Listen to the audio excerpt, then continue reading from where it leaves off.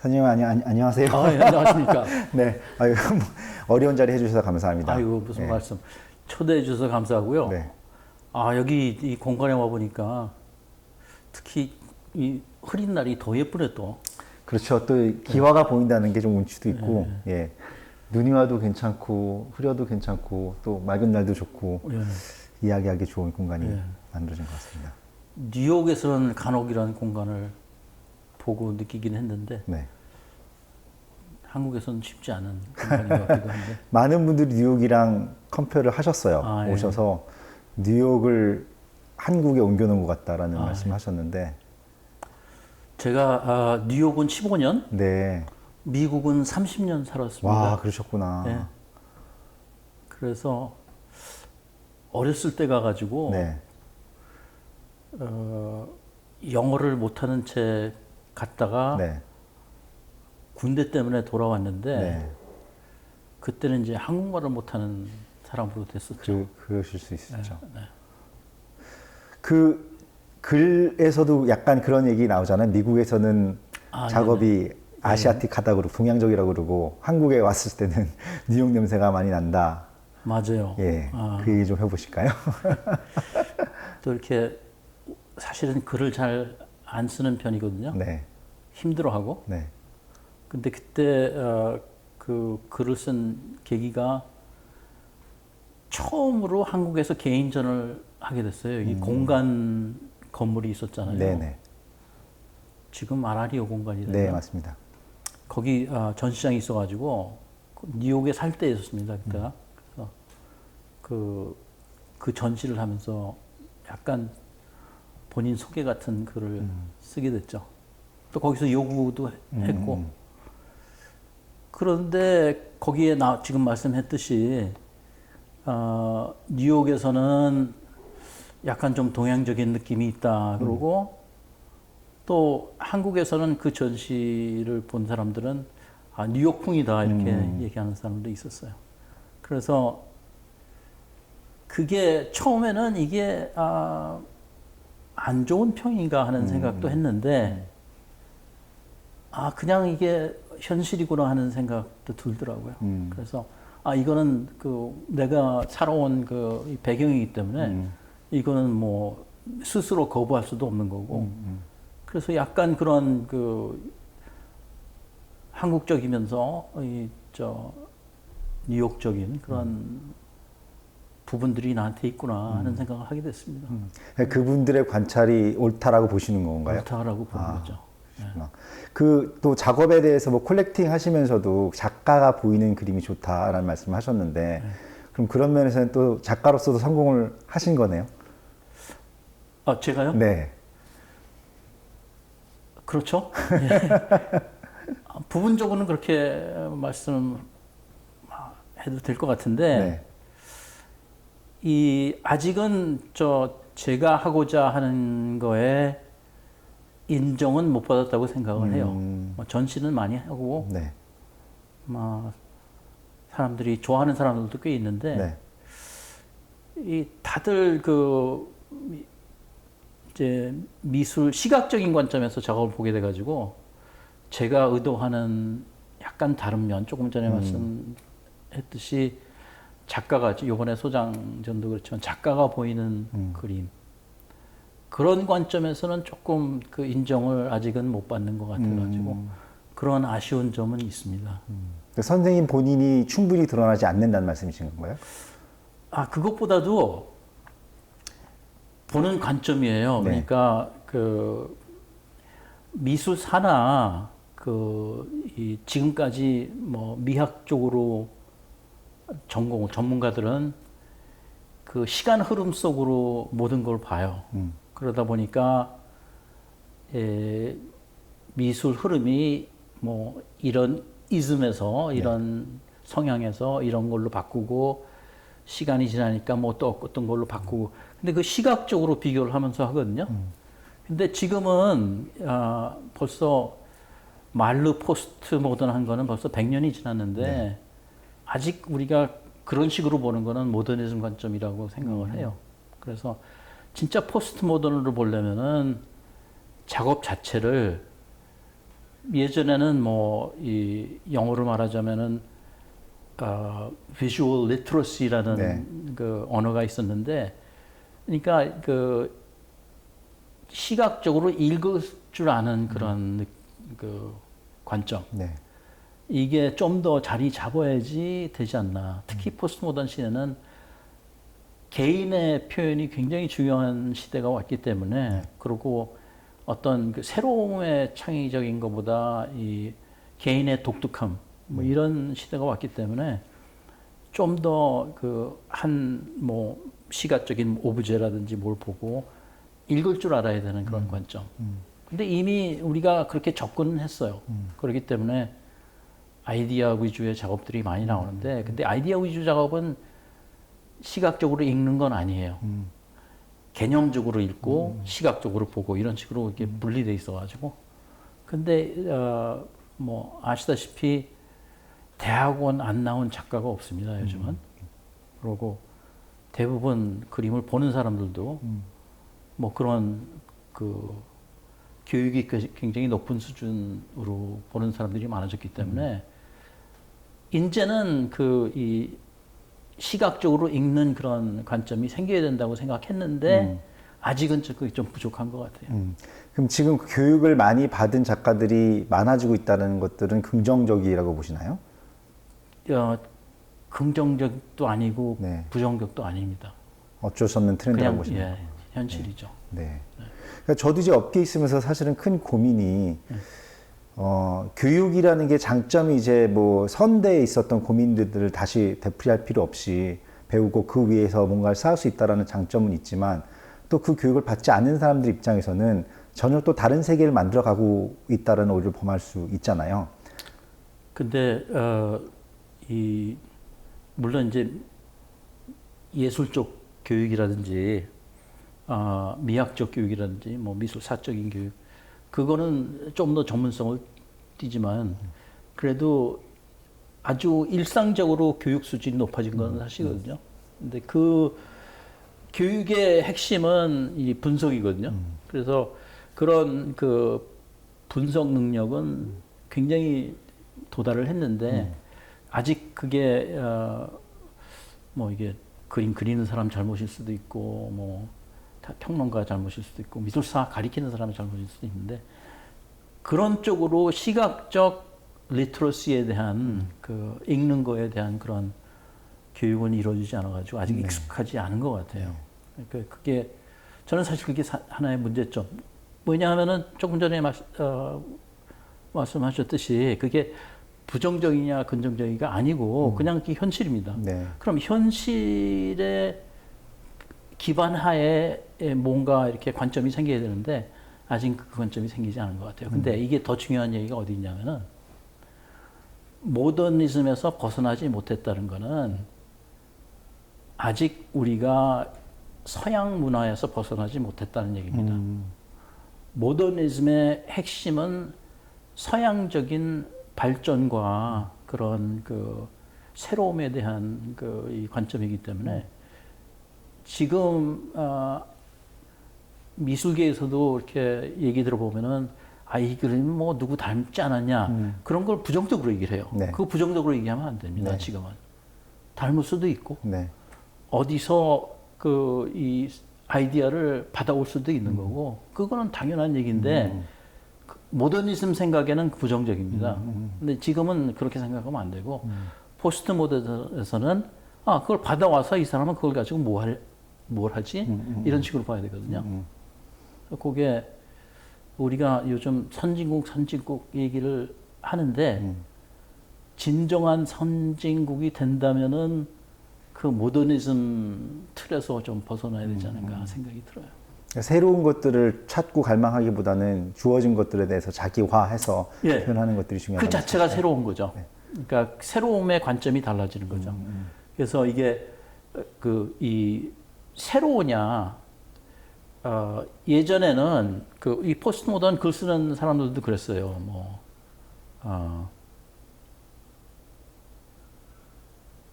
한 범위 틀에서 벗어나는 거를 새로움으로 이제 해석을 한다.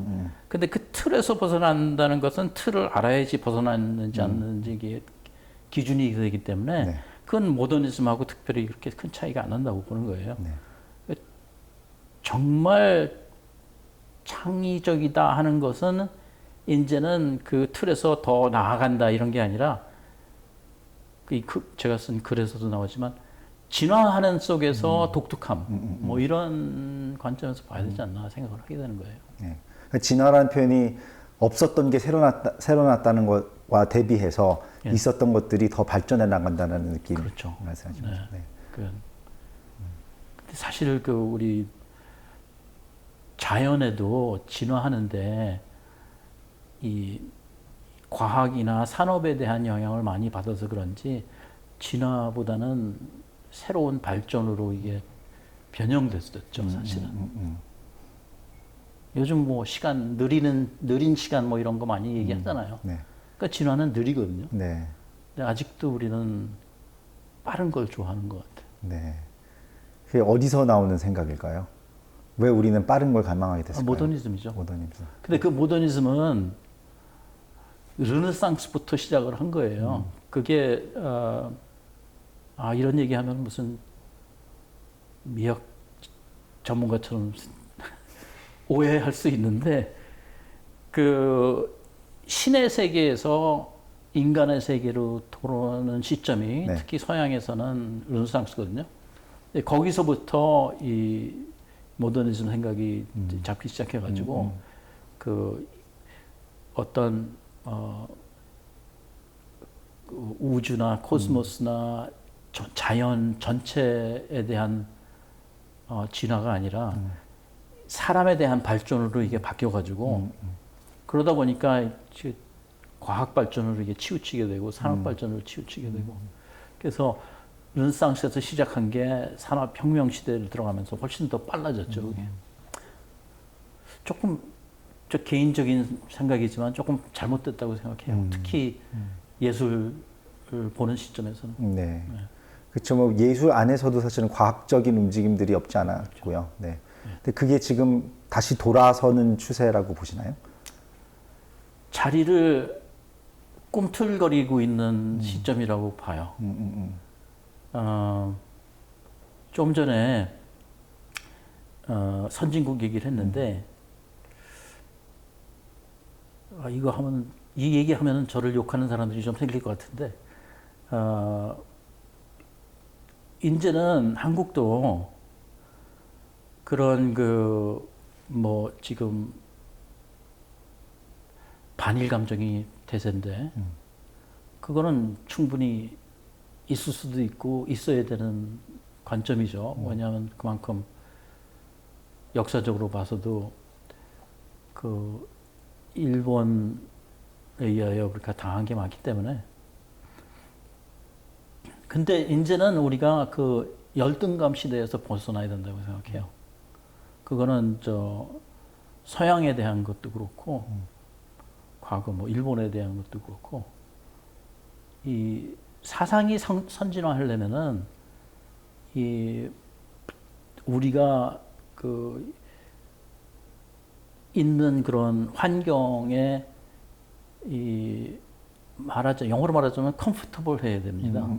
네, 그래서 그게 이제 어떻게 보면은 뭐 자부심, 자존심 이렇게 얘기하는데 그것보다도 내가 주어진 환경에 편하고 이걸 기반으로 나는 발전해 나가겠다. 이런 생각이죠. 그래서 우리도 이제 그런 시점이 좀 오는 것 같다는 느낌이 오는 게 이거는 너무 상식적이지만 그 한류라는 게 한때는 뭐 이렇게 번개처럼 반짝이다가 이제는 기반이 잡히기 시작하거든요. 네. 그리고 지금 뭐 말을 한류하면 말 안 할 수가 없는 게 BTS인데 BTS는 저도 팬이에요. 근데 그들 보면은 굉장히 잘하거든요. 근데 그게 뭐 힙합 영향을 안 받았다? 받았거든요. 물론이죠. 서양 영향을 받았거든요. 물론이죠. 그럼 영어도 하고 한국말로도 노래하고 그래요. 그런데 그걸 다 떠나서 그게 뭐 영어를 한다고 그래가지고 뭐 그 사형 물 먹었다 뭐 이게 아니라 네. 지금 세상이 그런데 네. 거기서 영향을 받아가지고 거기서 자기가 하려고 그러는 거를 열심히 해가지고 뭔가 이뤄냈거든요. 네. 근데 그게 이제 앞으로 우리가 스스로 봐야 되는 그런 관점이 아닌가 생각하게 네. 되는 거예요. 어떻게 보면 음악이라는 거는 그 특성상 훨씬 대중들과 편하게 소통을 했었잖아요. 네. 그래서 저도 기억하는 게 90년대 말부터는 이제 DJ 문화가 조금씩 달라지면서 그 80년대까지만 하더라도 DJ다 그러면은 다른 창작자들이 만들어 놓은 것들을 어떻게 보면 큐레이팅 정도 한다고 생각하고 이제 틀어줬다라면은 90년대 말부터는 그 섞는 작업 자체가 또 새로운 창작물이라는 것들이 음악적으로는 인정되고 네. 많이 발전해 온 것 같은데 그러다 보니까 이제 BTS 같은 현상들도 되게 자연스럽게 말씀하신 대로 이게 미국의 영향을 받았냐 뭐 힙합의 영향을 받았냐에 대한 것들에 그 치우치지 않고 바로 그냥 들을 수 있는 맞습니다. 것 같은데 그 제가 이제 우려했었던 그 교육이라는 것들에서 우려를 했었던 부분 중에 하나가 어떻게 보면 순수 미술이라는 게 너무 아카데미아 쪽에서의 그 진화가 그 대중에 비해서 빨랐기 때문에 그 소통하는 데 있어서 자꾸 우리 스스로도 제가 말하는 우리라니까 아카데미에 그 속하는 사람들이 어떤 프레임 안에서 자꾸 무엇인가를 해석하려는 경향이 아직도 있어서 아직도 그런 아까 말씀하신 열등감 같은 것들도 아직도 존재하는 게 아닌가라는 생각이 아직 좀 남아있죠. 네. 근데 물론 그것도 어쩔 수 없는 거지만 그래도 이제는 특히 젊은 세대 이제는 그걸 벗어나려고 하는 그게 보이는 것 같기는 해요. 뭐 재미있는 얘기 하나 해드리면은 그 월드컵 때 제가 그 월드컵 경기를 한번 가볼 기회가 있어서 갔는데 그 경기 내용은 기억이 안 나는데 그 가서 기억나는 한 가지 아주 뚜렷한 그 기억이 있는데 그게 뭐냐면은 이게 왜 경기장 가 보면은 층이 있잖아요. 그게 우리는 2층이었는데 3층이 있어가지고 그 바로 그 이 3층 끝나는 밑에 있었습니다. 네. 근데 갑자기 그 이 음료수 그 이 포장 음료수죠. 종이컵에다가 이게 떨어졌어요. 네. 그래서 다행히도 사람 위로 떨어지진 않고 네. 그 통로에 떨어져가지고 이게 탁 터졌는데 네. 거기서 일하는 분이 위로 보고 하는 얘기가 네. 아 조심하세요. 여기 외국 사람들이 있어요. 그러는 거야.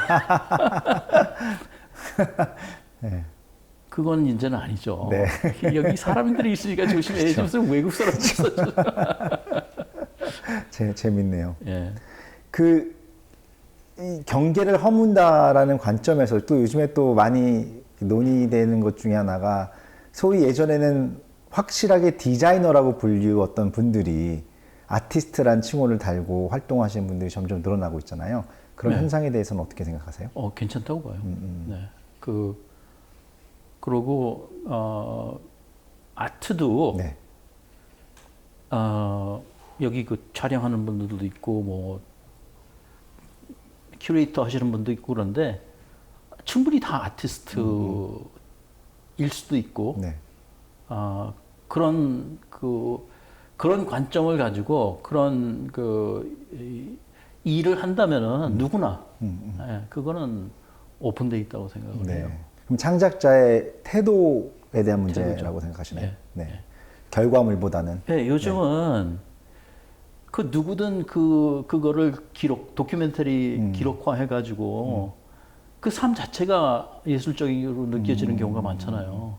그래서 최근엔 유행이 뭐 셰프에 대한 그런 것도 있지만 셰프뿐이 아니라 그 누구나 그 삶 자체가 그런 조금 전에 말씀드렸듯이 그런 진화 속에서 자기 발전을 하는 사람이면은 충분히 다 아티스트라고 볼 수 있는 거죠. 그럼 선생님이 생각하시는 아티스트의 정의에 대해서 여쭤볼 수 있을까요? 뭐 여기서 너무 거시적인 관점에서 말씀드리면은 많은 사람들이 건방지다고 얘기할 수 있는데 그래서 약간 개인적인 네. 이게 개인적인 관점이라고 말씀드리면서 한마디 한다면은 현실에 대해서 인정을 하고 받아들이고 거기서 자기를 위해서 발전을. 근데 자기를 위해서라는 게 남들을 위해서 하는 일도 자기를 위해서 하는 일이라고 생각할 수 있어요. 그렇기 때문에 자기 삶의 전에 말씀드린 진화 속에서 발전을 하고 싶어 하는 사람들이면은 이 아티스트라고 보는 거예요. 그래서 저는 주어진 환경이 시각적인 거 가지고 이렇게 만지작거리는 게 제 환경이기 때문에 그리고 지금도 미술이라는 그 이 개념이 솔직히 엄격히 따지면은 근데 배를 채울 수 있는 게 아니기 때문에 누구는 그래도 마음을 채울 수 있지 않냐 이런 얘기를 하지만 현실적으로 내가 살아나가는데 이렇게 필연적인 게 아니기 때문에 그 쓸데없는 거라고 얘기를 할 수 있거든요. 근데 그 쓸데없는 거에 대한 행위가 굉장히 자유로울 수 있기 때문에 그런 면에서는 그 뭐 시각 예술이든지 다른 예술 분야가 어떤 역할을 하는 거죠. 그래서 나는 그 이 농사를 짓는 사람이다 네. 했을 때 농사를 지으면은 이 사람들이 섭취해야 되는 그런 식물을 기르는 사람 그런 거는 어떤 목표가 뚜렷이 있어요. 그런 면에서는 조금 제한된 면이 있기 때문에 그런 제한 없이 뭐 식물을 그 기른다 하면은 훨씬 더 창의적이고 그런 그 호기심에 대한 발전, 뭐 자기 스스로에 대한 발전이 더 강화될 수도 있다고 보긴 보는 거죠. 네, 그렇기 때문에 그러니까 특정한 목적을 가지지 않고 그냥 하는 행위 자체로만 예, 한다는 말씀이시죠. 되게 건방진 얘기인데 예, 그걸 가지고 무슨 포장하는 거 아니냐 이렇게 얘기를 하는데 그렇죠. 거기에 자유가 생기는 거죠. 네. 근데 사실 저도 찾아봤어요. 그 파인 아트라는 말이 무슨 뜻일까 어원에 대해서 좀 찾아봤더니 그 파인이라는 말이 그 라틴어의 피니스라는 말에서 그 유래가 되는데 그게 끝이라는 뜻이더라고요. 그러니까 그걸로 끝났다는 거고 그 위에 다른 목적이 없기 때문에 그게 파인 아트라고 불린다고 했는데 좀 많이 공감하는 말인 것 같아요. 네, 굉장히 낭만적이죠. 낭만적이죠. 예. 네, 쓸데없는 것을 위해서 산다는 것 자체가. 제가 그렇게 낭만적인 사람인지 모르는데 원래 낭만적이에요. 그 요번에 저희 이제 콜렉션을 보여주시잖아요. 아, 네. 그러면 이제 콜렉터로서의 또 입장은 좀 다를 수도 있을 것 같은데 그 작업을 하셨을 때 나는 아까 뭐 진화라는 말씀도 하셨고 발전이라는 말씀도 하셨는데 그렇게 말씀하시는 데는 어떤 방향이 정해진다라는 또 뉘앙스가 있잖아요. 제가 이 전시에 대해서 네. 글을 쓴 것 중에 이제 작품에 끌리는 것보다 사람에 끌린다는 네. 말씀을 글을 썼는데 그 얘기는 작품을 볼 때 그 작품이 좋다, 나쁘다, 예쁘다, 뭐 나한테 뭐 느낌이 온다 이런 것보다도 이 사람이 누구일까라는 생각부터 먼저 합니다. 예, 그렇기 때문에 요번에 전시된 그 작품들도 그런 관점에서 이게 느린 작품이냐, 빠른 작품이냐, 1시간 만에 끝난 작품이냐, 며칠 걸렸냐, 몇 달 걸렸냐. 요번 전시된 작품 중에 7년 진행 중인 작품이 있습니다. 아직도 완료가 안 된 작품인데. 그래서 어떤 사람은 어떻게 이렇게 할 수 있나? 어떤 사람은 몇 초 만에 끝낼 수 있나? 그 사람이 그거 했을 때 느낌이 어떤가? 이런 생각을 하게 되는 거죠. 네, 그래서 작가라는 사람을 보게 되는 그런 작품들. 네.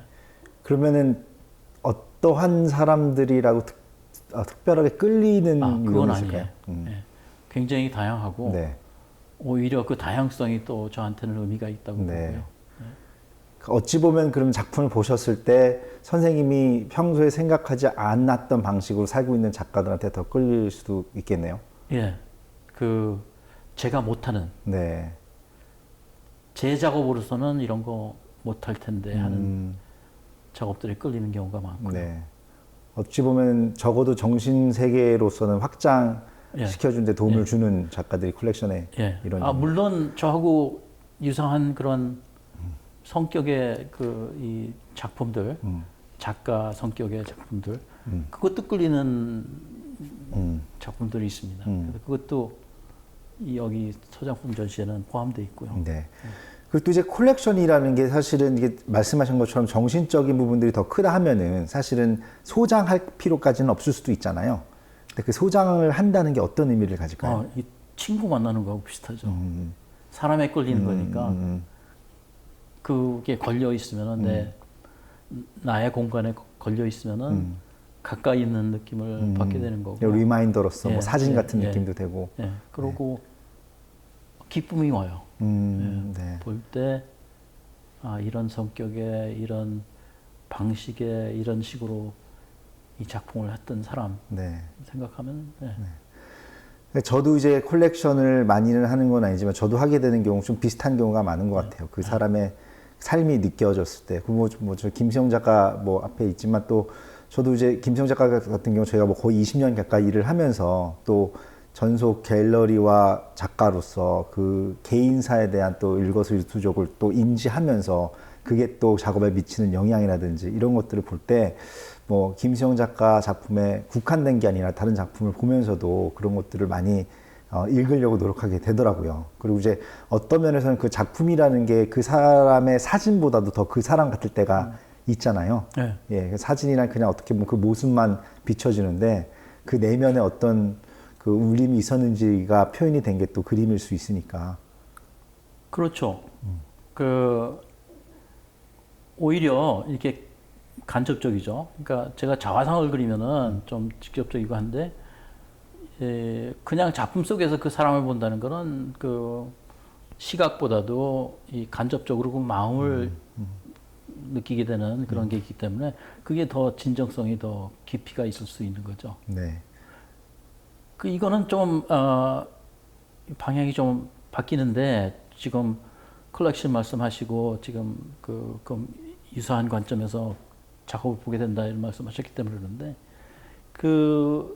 사실 이 조금 전에는 이 포스트 모던이고 이 지금 우리 사회가 겪는 그런 선진화 뭐 이런 거에 대해서 얘기를 했는데 사실 저는 이 갤러리하고 그 평론 뒤쳐져 있다고 생각해요. 이게 고의가 아니더라도 그러니까 어떤 계획적인 게 아니더라도 연대가 있을 필요가 있고 그러고 서로 대화가 많이 이루어져야 되는 그런 필요가 있는데 그거는 좀 부족하지 않나. 근데 또 이 얘기하면 또 욕먹겠는데 뉴욕 타임스를 보면은 굉장히 수준 높은 평론가들이 있습니다. 네. 뭐 거기 예전에 키멜만 로든 크라우스 뭐 이런 사람들이 평을 되게 깊이 있게 쓰는 사람이 있는데 우리 언론에는 그런 걸 키우지도 않아요. 맞습니다. 예, 그래서 대부분 전문가 아닌 사람이 그냥 쓰는 경우가 많고, 야, 이거 참 너무 아쉽다 하는 생각이 들게 되고, 물론 이 화랑을 갤러리를 하시는 분들은 이게 어떤 의도가 있을 수도 있지만 또 한편으로는 이게 상업 공간이기 때문에 그거를 무시할 수는 없잖아요. 근데 이 서양에서 하는 걸 보면은 화랑 운영하는 사람들하고 박물관, 미술관 운영하는 사람들하고 평론하는 사람들하고 자주 만나요. 네, 그래서 그게 의도적이 아니더라도 그런 연대가 생기고 생각하는 관점이 생기는데 아직 우리는 그게 선진화되지 못한 것 같아가지고 그 아쉬운 면이 있습니다. 저도 많이 동의합니다. 저도 이제 원해지 같은 경우는 국내 전시도 꾸준히 하고 있지만 사실은 코로나 이전에는 해외에서 활동이 조금 더 활발을 했었었는데 그러다 보니까 저도 그런 것들 많이 목격했고 제가 항상 이야기를 하는 에리아가 이제 시카고인데 저는 시카고를 사실 처음 가보게 된 게 한 5, 6년 정도밖에 안 됐어요. 저도 미국에서 91년도에 미국에서 유학을 시작을 했었으니까 미국에서 꽤 잘 안다고 생각했었는데 그 중부의 또 매력은 완전 또 다르더라고요. 그러니까 뭐 LA야 또 LA 나름대로 매력이 있지만 뉴욕 같은 경우는 워낙 상업화된 곳이다 보니까 상업화의 이제 또 과정 중에 하나가 분업하다 보니까 화랑의 역할과 크리틱과의 역할과 이런 것들이 어떻게 보면 엄격하게 나눠져 있는 느낌도 많이 받았었는데 오히려 시카고 같은 데는 정말로 유기적으로 다 같이 움직인다는 것들을 많이 느꼈어요. 저는 갤러리스트도 뭐 제가 갤러리스트라서 하는 소리가 아니라 좋은 갤러리스트들은 사실은 좋은 장사꾼이 아니라 어떻게 그 창작 활동들을 영위어 갈 수 있도록 장치를 만드느냐를 고민을 하는 역할을 맡은 프로듀서 같은 역할이라고 저는 생각을 하거든요. 그런 입장에서는 사실은 잘 팔린 미술이 아니라 좋은 미술이 잘 팔릴 수 있게끔 하는 역할을 해야 되는 거고. 중요한 거죠. 예. 그러기 위해서 말씀하신 대로 사실은 뭐 아카데미아가 될 수도 있고 미술관이 될 수도 있고 평론가가 될 수 있고 그런 사람들과 유대 관계를 유지하면서 설득을 해가면서 서로 공감대를 만들어가는 역할이 되게 중요하다고 생각을 하는데 어찌 보면은 그 우리나라에서는 상업 미술과 비상업 미술의 경계가 너무 뭐 옳지 않은 방법으로 클리어하게 된 부분도 있다는 생각도 들고 또 갤러리 입장에서는 조금 또 아직까지도 많이 아쉬운 게 국립현대미술관이나 이런 곳들에서도 사실은 저희 작가 작품을 소장을 할 때 뭐 기본 40에서 60% 디스카운트를 디폴트로 생각하는 경우들이 많아요. 근데 사실은 거기에 숨은 의도 중에 하나는 제가 느끼기로는 상업 갤러리들에 대한 배제에서 오는 게 아닌가. 뭐 설마 작가한테 그걸 깎으려고 하지는 않을 거고. 근데 그 재미있는 일화가 있는데 제가 뭐 실명 거론은 안 하겠지만 누가 봐도 잘 팔릴 것 같지 않은 전시를 저희가 한 번 한 적이 있는데 그 전시를 보고 이제 국립현대미술관에 뭐 계신 분들이 오셔가지고 전시 너무 잘 봤다라고 그러면서 아니 근데 이렇게 좋은 전시를 왜 상업 갤러리에서 하느냐라는 질문을 받고 이 작가가 한 대답이 정말 저는 좀 요즘 표현으로 하면 사이다 같았어요. 근데 그분들이 나는 분명히 국립현대미술관에도 제안을 했다. 근데 이 전시를 해보겠다고 하는 곳이 원인지밖에 없었다라는 얘기를 했는데 그 뭐 저희 자랑을 하려는 목적에서 하는 얘기가 아니라 사실은 꽤 많은 갤러리들이 미술관에서는 리스크 테이킹을 하고 할 의지가 없는 작가들한테 처음 기회를 주는 경우도 많이 있거든요. 그러면 이게 너희들은 장사치니까 라고 치부할 것이 아니라 어떻게 공생할 수 있는지에 대해서 좀 모색할 수 있는 자리가 더 많았으면 좋겠다는 생각을 항상 하고 있었습니다. 아니 근데 어떻게 하시려고 그래요? 아, 그건 어려운 질문이고요. 아직까지도 큰 숙제인데 뭐 그래도 한 가지 자부할 수 있는 건 저는 뭐 미술에 대한 뭐 예술에 대한 믿음을 아직은 저버리지 않아서 그 중요한 거는 원앤제이가 옹호하는 미술이 성공하는 게 아니라 그 미술이라는 게 예술이라는 게 한국에 어떻게 잘 정착될 수 있는지에 저는 조금 더 관심이 많은 것 같아요. 그래서 저희 작가가 얼마나 많이 팔리느냐에 중점을 두기보다는 이런 선순환 구조가 만들어질 수 있는데 조금 더 고민을 많이 하고 있는 것 같습니다. 근데 그 갤러리 역할 중에 하나가 그 안 팔릴 것 같은 작품도 상품화하는 고민도 같이 해야 돼요. 맞습니다. 예, 그래야지 작가가 살기 때문에. 네네네. 그래서 그건 좋은 역할이라고 생각하는데 뭐 한 예를 들어서 최근에 이 이미지로만 해가지고 그거 NFT 하는 같은, 네. 예, 그런 노력이라든지 네. 또 저는 그 어니 터렐이라고 빗 네. 작업하는 친구 네네네네. 있잖아요. 그 친구가 도쿄 어느 갤러리에서 개인전을 했는데 가서 그냥 호기심으로 여기 상호파랑이기 때문에 이거 판매하느냐 그랬더니 판매를 한다는 거예요. 그래서 똑같이 그 건설을 집에 가서 그걸 건설을 해준대요. 그래서 이미 몇 개가 팔렸대요. 네네. 그래서 그 작품 전체를 건축물로 설계를 해서 그 만들어 주는 거죠. 네네네. 어느 사이트, 네네네네. 뭐 요구하는 사이트에다가. 그러니까 그것도 그 화랑이들이 노력해서 한 거고요. 네. 또 하나는 뭐 최근 과거에 그 한국의 단색화라는 네. 그 움직임에 대해서 화랑들도 노력하고 또 미술관도 노력해가지고 어느 정도 자리를 좀 잡았다고 생각을 하거든요. 그러니까 그 과거에 이게 조금 물론 그 안에서 노력한 분들은 그 주장을 많이 했지만 동양적인 그런 사상에서 나온 차별화된 그 개념의 미니멀리즘이죠. 사실 말하자면 그게 어느 정도 성공적으로 자리 잡았는데 사실 저는 개인적으로는 그 단색화 움직임에 대해서 조금 부정적이에요. 근데 그 얘기는 중요한 게 아니고 개인 성향이니까. 근데 그 움직임은 긍정적이에요.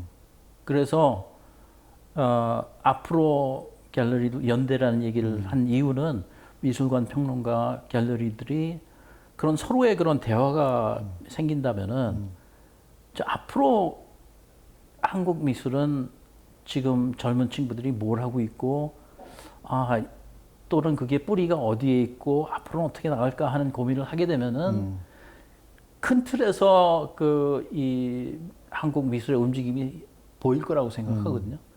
사실 우리가 다들 이렇게 분산돼 있다 보니까 이거는 사실 전 세계의 흐름이기도 하지만 모든 게 미시적이에요. 그래가지고 이게 거시적인 거하고 미시적인 게 균형이 있어야 되는데 너무 미시적인 게 치우쳐 있어가지고 그걸 조금 더 이 연대나 조금 전에 얘기했던 그런 식의 움직임이 있으면은 미시적인 것뿐이 아니라 거시적인 큰 틀도 생기지 않을까 생각이 네. 들거든요.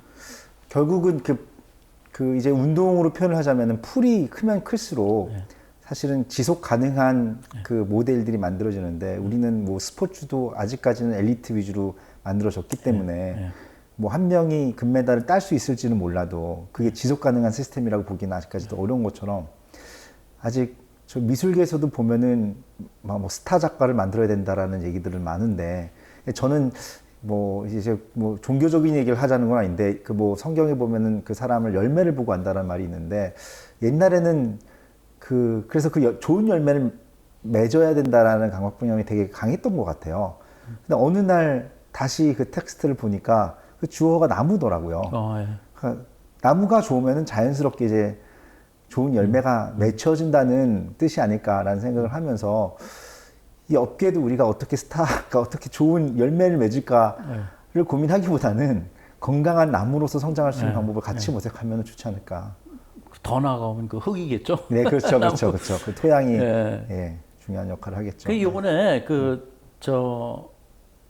긍정적으로 그 올림픽 얘기가 나와서 한 얘기인데 그 스포츠에 대한 즐거움으로 보는 관점이 좀 생겼더라고요. 네. 그래서 예전에는 뭐 우리가 메디고 뭐 금메달을 몇 개, 물론 요번에 이렇게 성적이 과거에 따라가지 못해서 이렇게 생겼는지는 모르지만 그래도 이 선수들도 그랬어요. 선수들도 시합을 하면서 즐기는 게 보여가지고 그게 바로 이 포스트 모던의 진화하고 비슷한 거 아닌가 그런 생각을 하게 됐거든요. 네. 네.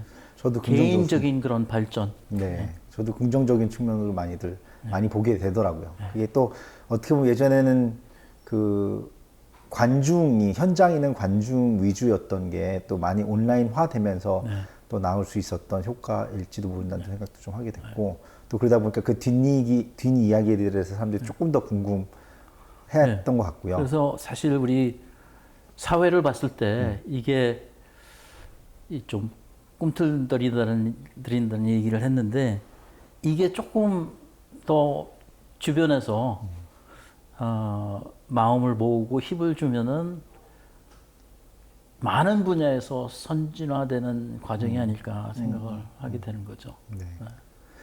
그 글에 보면 이제 아버지에 대한 얘기가 잠깐 나오는데 예. 저는 그게 좀 궁금하더라고요.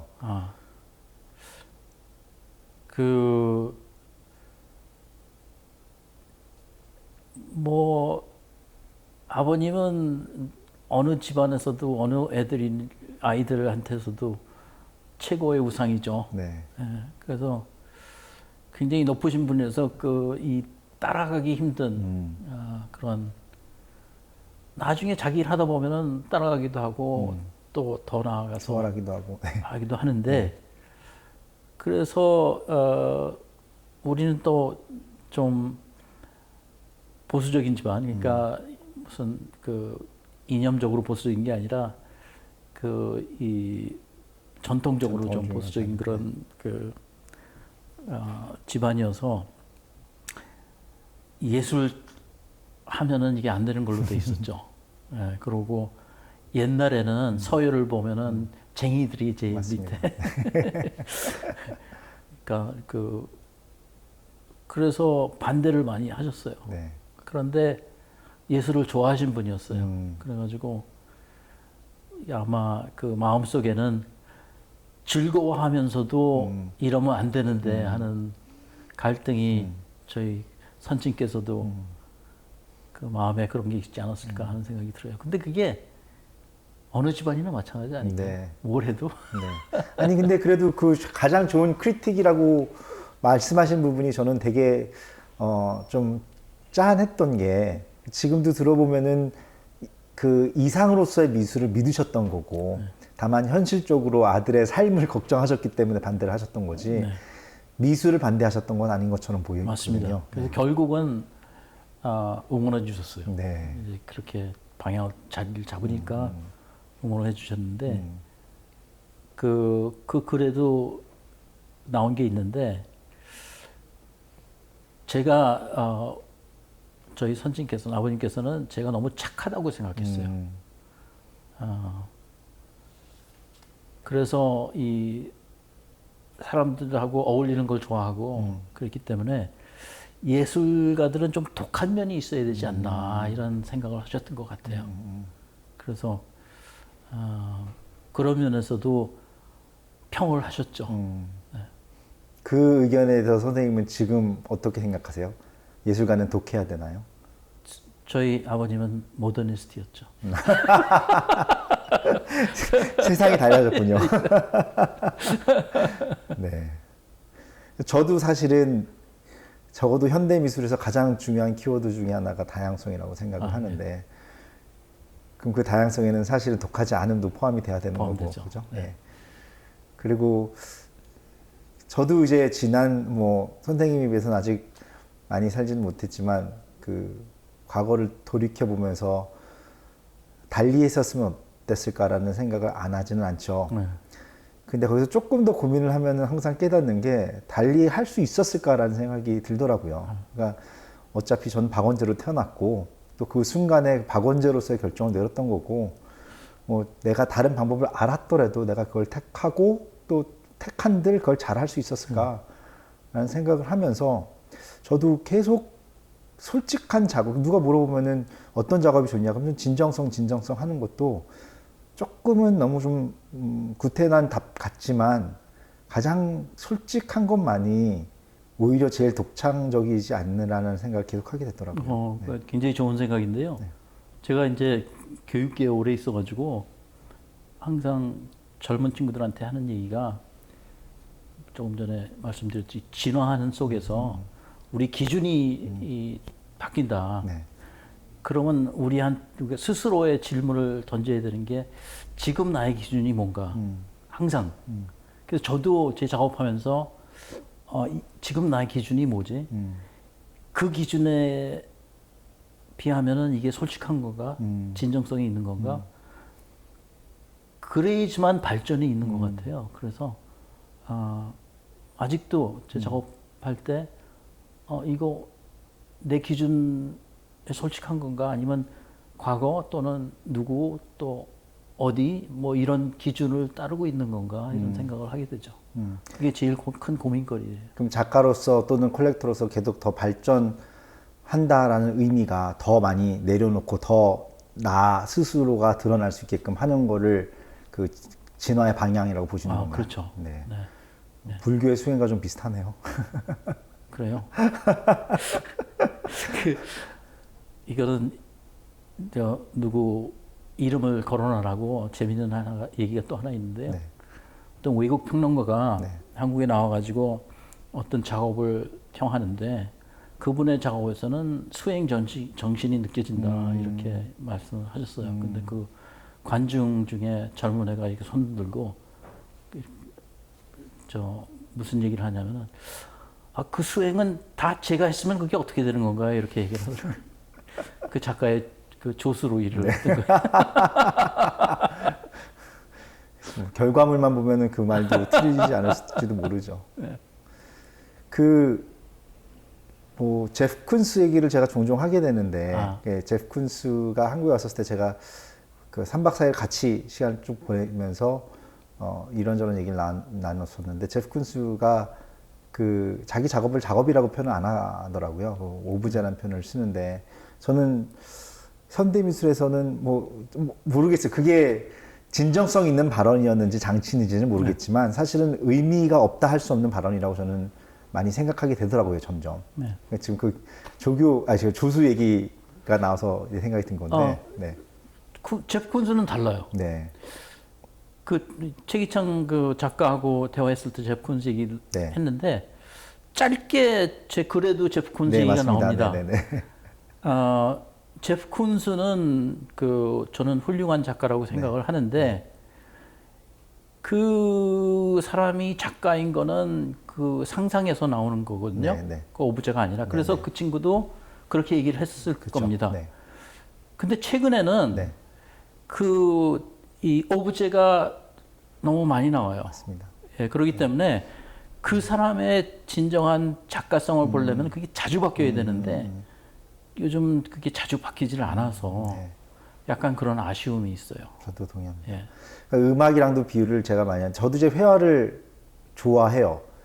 근데 가장 큰 이유가 저는 이런 비교를 하거든요. 그 미술이 있고 음악이 있다면은 특히 요즘에 유행하는 다 컴퓨터로 작업이 만들어지잖아요. 좋은 사운드 소스를 모아가지고 그걸로 어떤 작업을 하는데 그런 게 어떻게 보면 조금 더 개념 작업들에 가깝고 악기 연주에 가깝다라면은 페인팅은 보컬이랑 되게 비슷한 게 있는 것 같아요.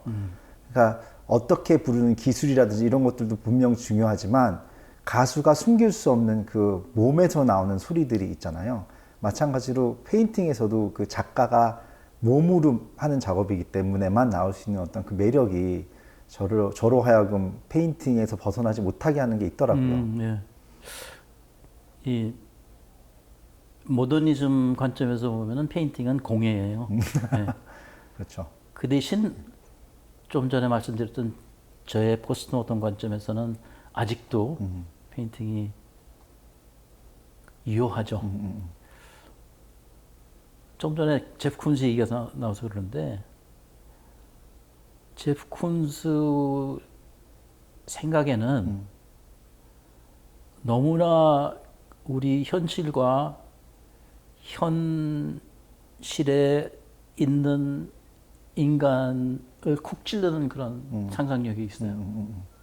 그래서 최근에 그 풍선 작업을 많이 했는데 이거는 우리 거의 세계의 모든 사람이 가지고 있는 추억. 그리고 이제 어른이 돼서 그걸 간직하지 못하는 그런 부분에 대해서 그 마음을 되돌려주는 그런 작업이거든요. 그래서 그게 훌륭한 건데 근데 그 사람이 작가로서는 조금 전에 말씀드렸듯이 그런 상상이 계속 터져야 돼요. 근데 이제 미술관이고 박물관이고 갤러리고 이게 상업하고 엮여 있다 보니까 그렇게 못하는 게 이제 아쉬운 점이죠.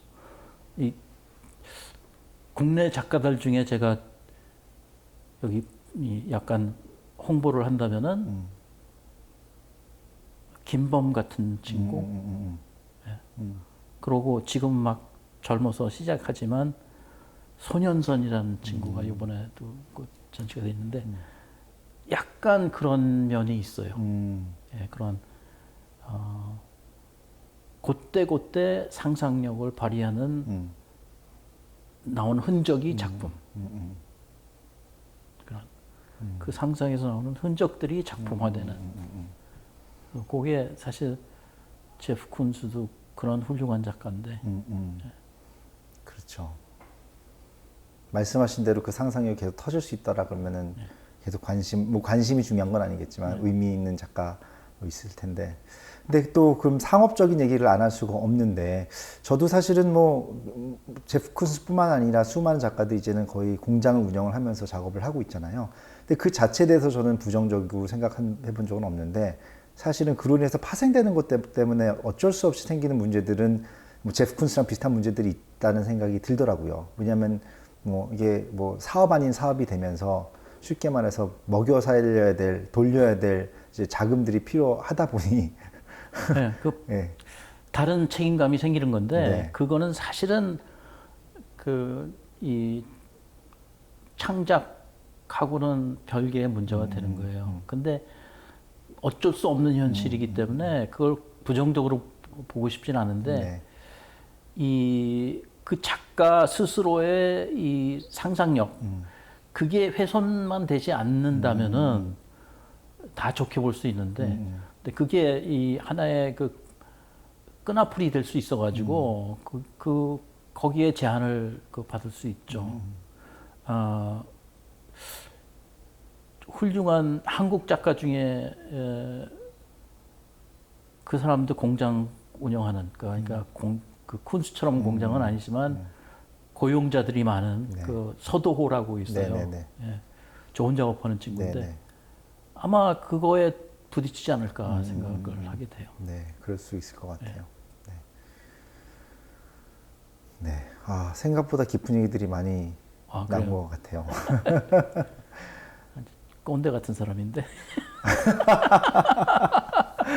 남미의 큐리티님께서 이상한 말씀을 시작하셔가지고. 아니, 근데 사실은 뭐 제 개인적인 생각으로 꼰대란 막힌 사고를 하는 게 꼰대인 거지, 네. 오래된 거랑은 좀 다른 것 같고요. 맞습니다. 예. 네. 그리고 또 오래된 가치라고 해서 지금 유용하지 않느냐. 전 또 절대로 그렇지 않다라고 네. 생각을 해요. 뭐, 아까 뭐 종교 얘기도 했고, 많은 것들이 사실은 수십 년, 수백 년, 수천 년 동안 유효할 수 있듯이, 또 예술이라는 포맷도 사실은 뭐, 저는 인류 역사 시작부터 지금까지 계속 의미를 가지고 있는데, 과연 지금 시대에는 그게 어떤 의미를 가지고 있는지에 대해서는 계속 우리가 논의해야 될 필요는 있지만, 제가 이제 두려운 건 이게 너무 지금 요즘 또 투기 세력들이 또 생기면서 이게 그 투자의 투기의 어떤 장치로서만 사람들이 또 보는 경향들도 많이 있잖아요. 거기에 대해서는 어떤 생각이 있으실까요?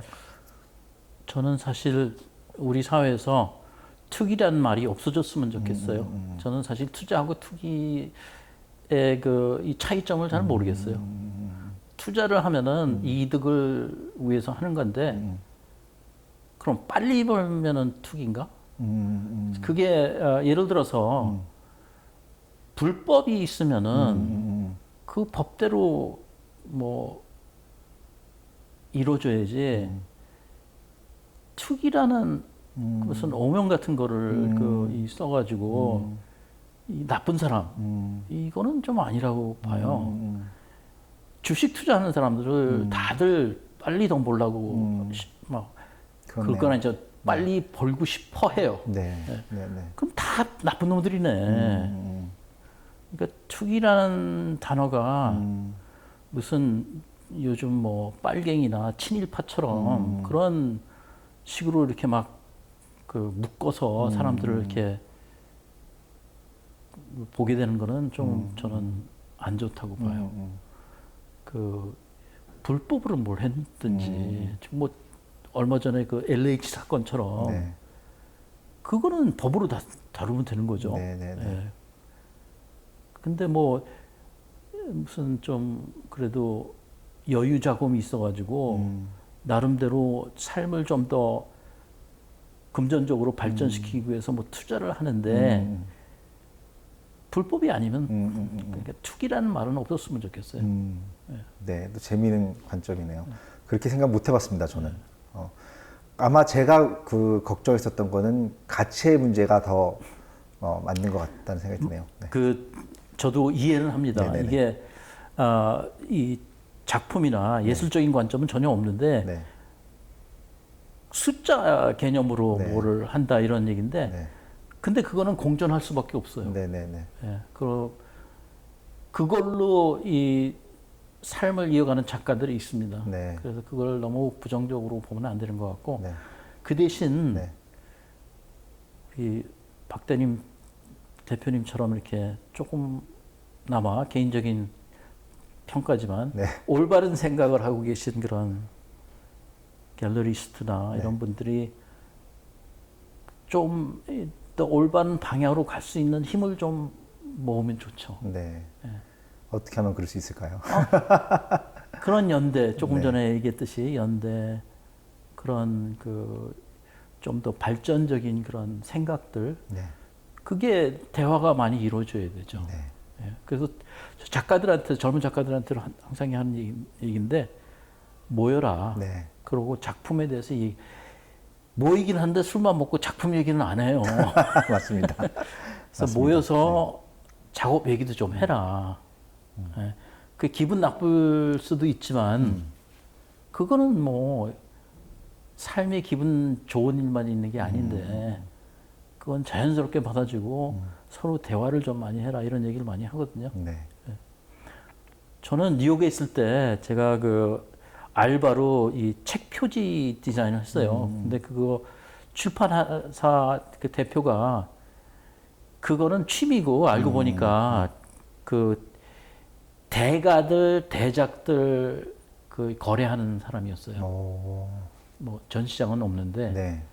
그 딜러로서. 주로 딜러였는데 주로 스페인 대가들, 예, 고야, 뭐 발라스케즈 이런 사람들 그 이 박물관하고 주로 거래하면서 하는 사람이었는데 항상 그 사람들은 박물관장 오고 박물관 큐레이터들이 오고 밥 먹고 술 마시면서 대화하고 갤러리 사람들도 오고 대화하고 이러는 거였거든요.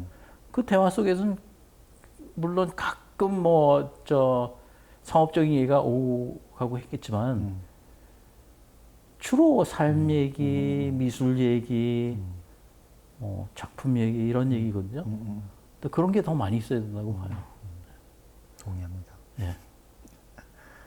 그 저희가 약속한 시간이 이제 거의 다 되는 것 같은데 혹시 마무리하는 단계에서 꼭 해보고 싶은 마무리하는 단계에서 뭐 꼭 하고 싶은 말은 없습니다만은 이게 그 지금까지 얘기해온 그런 관점하고 연관되는 건데 앞으로 제가 보기에는 특히 젊은 작가 중에는 그 조금 전에 말씀드렸듯이 지금 있는 현실에 마음이 편하고 그 속에서 자기 나름대로 이 창의성을 찾아가는 작가들이 있다고 봐요. 지금은 해외 나가서 유학 안 해도 돼요.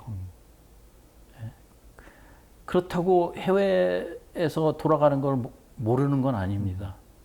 그렇기 때문에 그런 작가들을 조금 더 찾아내고 그런 작가들이 설 자리를 조금 더 기회를 마련해 준다면은 앞으로 그리고 요즘 보면은 요번 전시도 소장가에 대한 건데 요즘 보면은 성향에 따라서 화랑에 들어가서 아주 고가가 아닌 이상 그냥 사는 사람들이 생기더라고요.